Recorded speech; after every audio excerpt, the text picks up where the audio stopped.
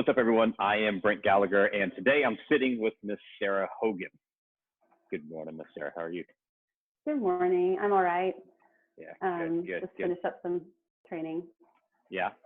So it is, those of you who've been listening, those who've been coming back into these conversations, we are working through the team just to kind of like walk through right now during this Corona season.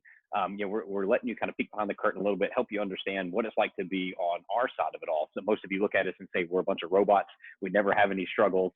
It's so easy. We've got all this self-discipline, all this willpower. We're excellent at, keeping schedules. And so I thought it would be fun just to kind of have a candid conversation with everybody on the team to let you know kind of, what are the things that they're doing to try to keep themselves healthy. And then also too, as well, some fun stuff just to help you know, what are they struggling with? Is there something in that freezer that keeps calling their name, or if there's something inside the pantry that they just go to at every second. So with that in mind, Sarah, what are you doing right now to keep yourself healthy and fit during this season?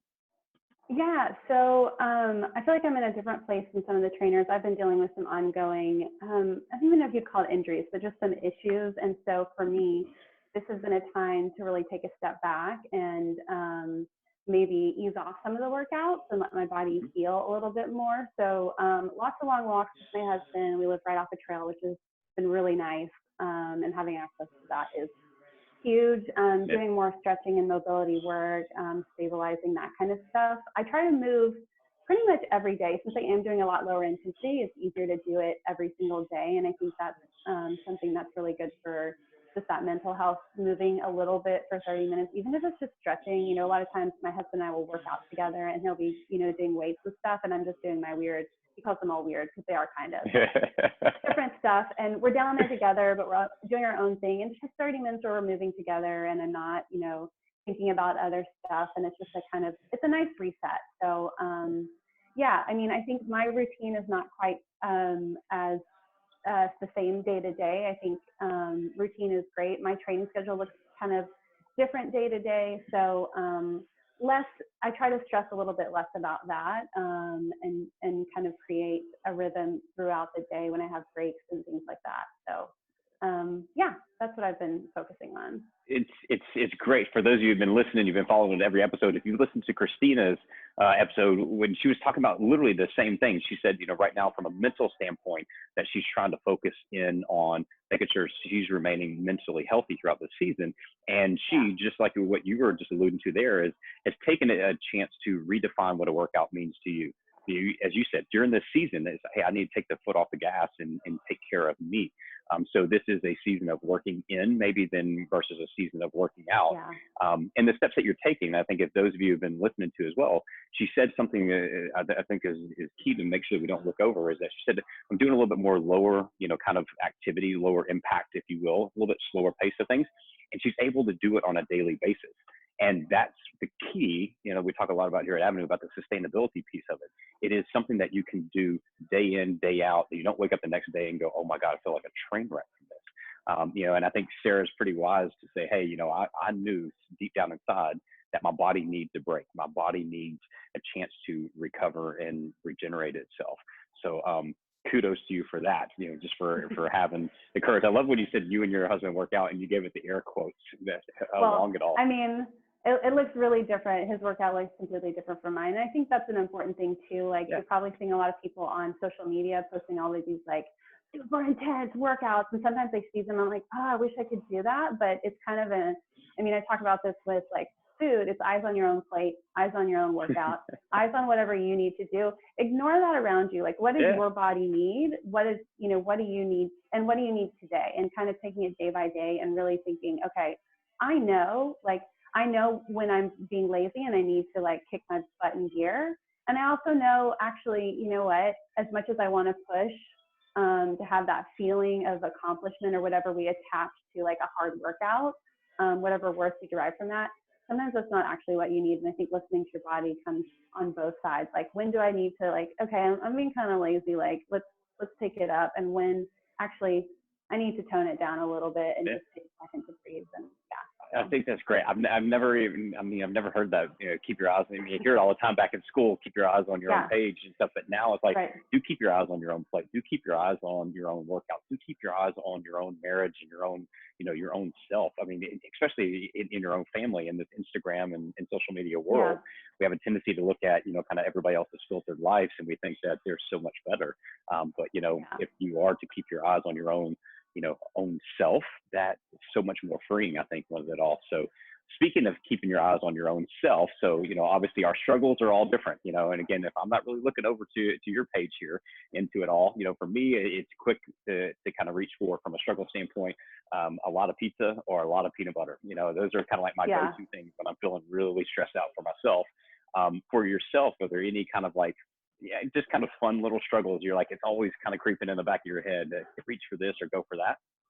For sure. I mean, I think I have a horrible sweet tooth, so that's always going to be my like go-to. And I think there's a balance between allowing yourself to enjoy those types of things and not putting too many restrictions around them. I think as someone who's dealt with some of that type of thing in the past, knowing, like if I try to restrict things too much, it's just swing hard in the other direction. Yeah.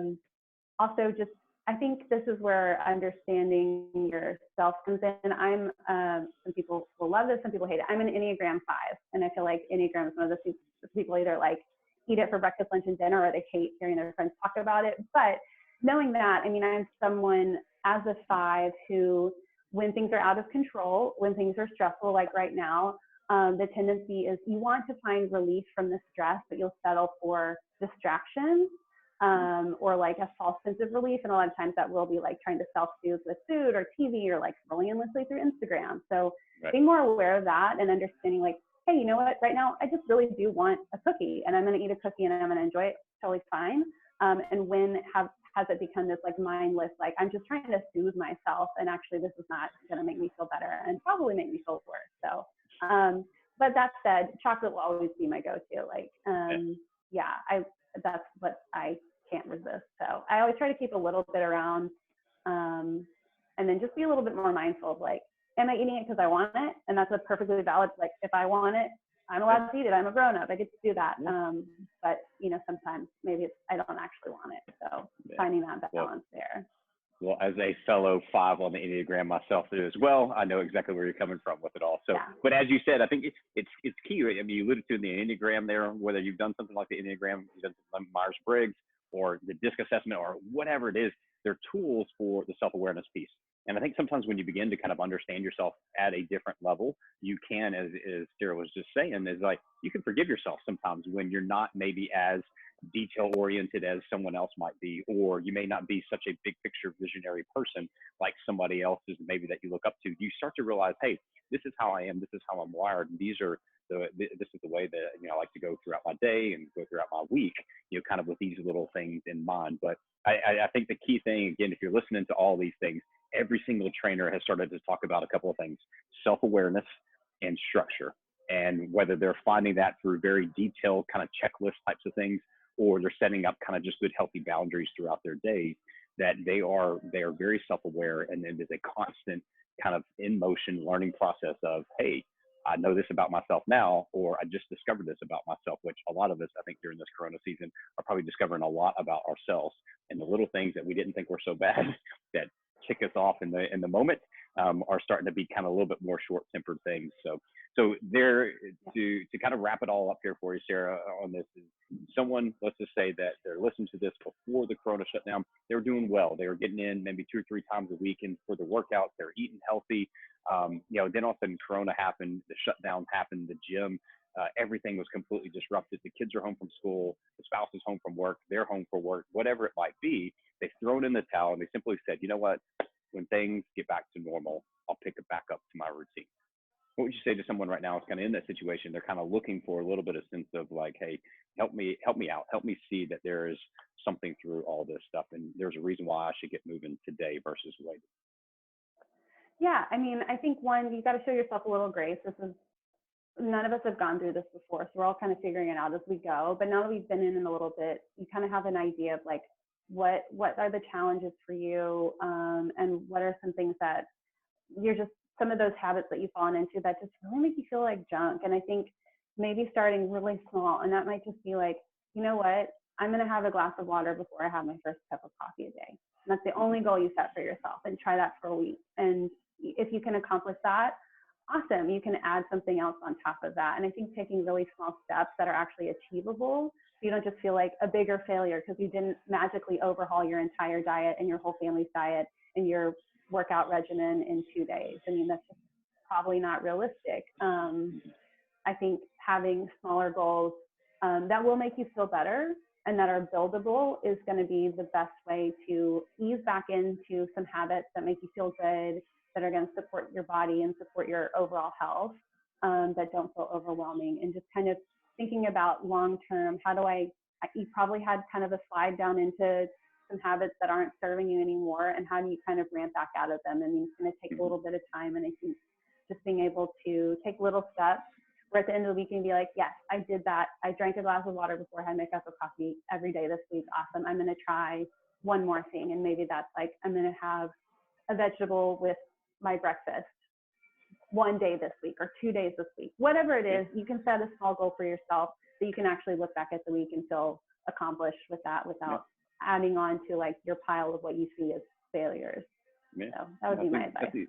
I think just as you're talking about that, you see almost like a great coach or a cheerleader or, you know, a great parent in the moments, you know, with their player or with the crowd or with their child. Of the moments of when you struggle, that's when they start to kind of cheer you on a little bit. And you're almost being this self cheerleader, self coach, self parent to yourself to say, hey, just get back up, take another step, just get back up, take another step, you know, and it's not going to be perfect. But as you said, there's sometimes you're going to say, hey, you know what, today I did choose that water, you know, before the cup of coffee. And that has been the best win that I had, you know, so lots of small little wins will add up to, I would think, probably very big success by the time all of this stuff starts to wrap up. So with that, Sarah, thank you so much, you know, for sharing a little bit of kind of your insights and wisdom there. And for those of you who are tuning in, thank you so much again for listening. If this is your first episode, this first time to listen to these 10-minute talks, do know that we have the whole team that we're going through. There is a total of, I think, 13 interviews that we will have coming up.